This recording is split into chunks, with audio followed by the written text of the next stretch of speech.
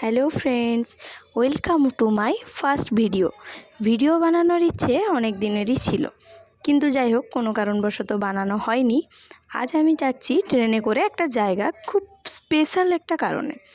তাই ভাবলাম ভিডিওটা বানানো থাক, অন্তত এটা আমার কাছে স্মৃতি হিসাবে রয়ে যাবে। তো আমরা ওই জন্য ট্রেনে করে বেরিয়েছি। দেখো বন্ধুরা, ট্রেন আমাদের পৌঁছে গেছে। তোমরা কি চিনতে পারছো এটা কোন স্টেশন? চিনতে পারলে কিন্তু আমাকে অবশ্যই কমেন্টে জানিও যে এটা কোন স্টেশন।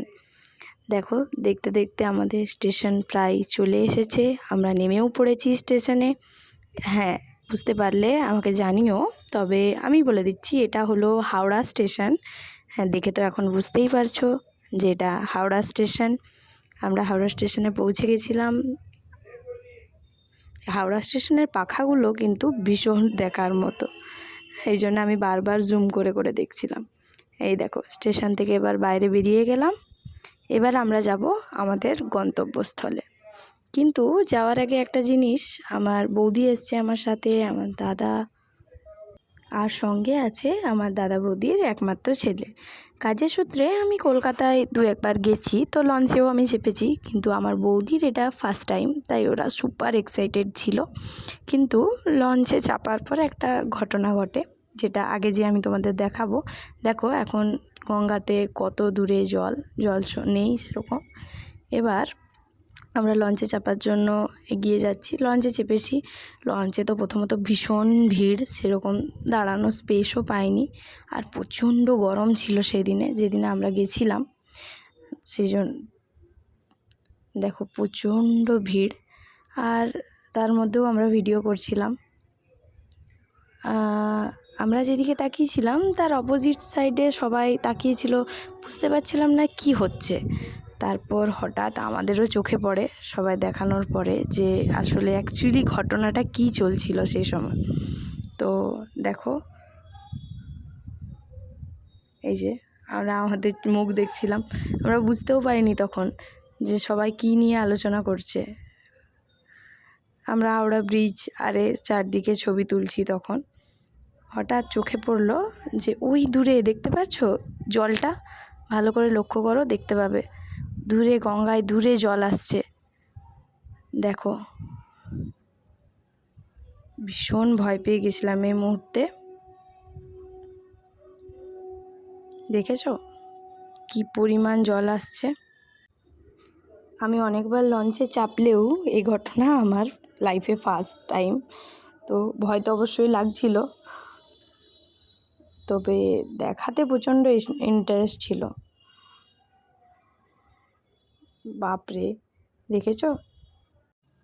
লঞ্চে হয়তো আরও অনেকবার চাপা হবে, তবে এই এক্সপিরিয়েন্সটা আমার সারা জীবন মনে থাকবে। এই এই ঘটনা ঘটার পর আর ভিডিও করা হয়নি। আমরা এবার পৌঁছে গেছিলাম। আমরা তারপর খেতে গেছিলাম KFC, তার একটা ছোট্ট ক্লিপ নিয়ে রেখেছিলাম। এবার আমরা ঘুরতে যাচ্ছি, কিন্তু আসলে আমরা ঘুরতে যাওয়ার জন্য ওখানে মোটেও যাইনি। কিন্তু যা হয় বাঙালির, গেছি যখন চলো কোথাও ঘুরে নেওয়া যাক। একটা দিন আমার হাতে ছিল, তো সেই দিনটা আমরা ঘুরছিলাম। নেক্সট দিন ছিল আমাদের কাজ। তো দেখো, আমরা ভিক্টোরিয়া মেমোরিয়াল ঘুরতে গেছিলাম। দুজন মিলে ভিডিও করতে করতে যাচ্ছি। এটা হলো আমার বৌদি। আমার বৌদিও ভীষণ ভিডিও করতে ভালোবাসে। আমরা দুজন গল্প করতে করতে যাচ্ছি, মানে আমাদের কোনো প্ল্যানিংই ছিল না ভিক্টোরিয়া যাওয়ার, তো হঠাৎ করে যাওয়া হয়েছে, সেই বিষয়েই গল্প করছিলাম আর সঙ্গে কিছুটা ক্লিপ নিয়ে রেখেছিলাম। এই যে আমরা পৌঁছে গেছি ভিক্টোরিয়া মেমোরিয়াল।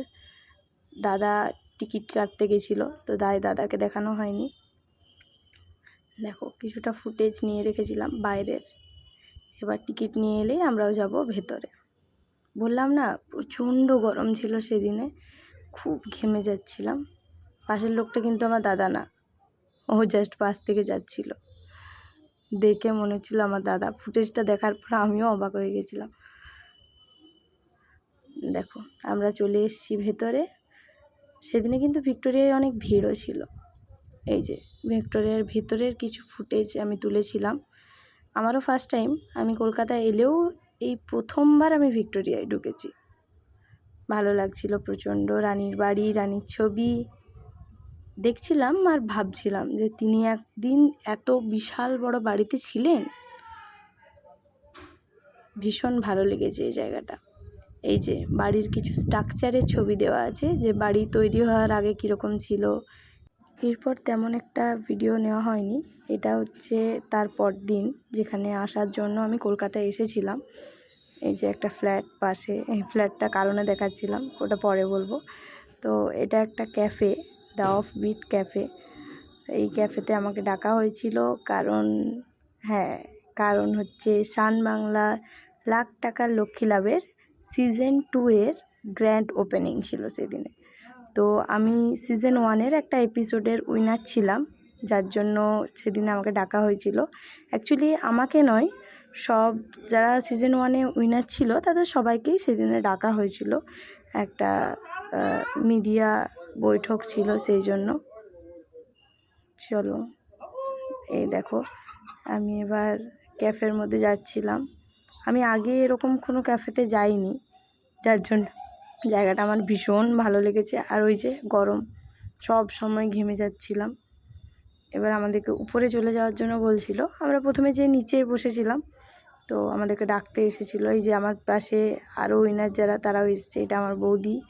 তো এবার আমরা যাব উপরে, যেয়ে দেখা হচ্ছে। এই যে এবার আমি ওপরে পৌঁছে গেছি, দেখো খুব সাজিয়েছে এখানটা।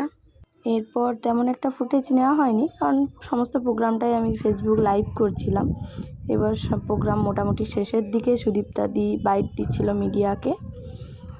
এরপর আমাদেরও আর কি বাড়ি ফেরার পালা।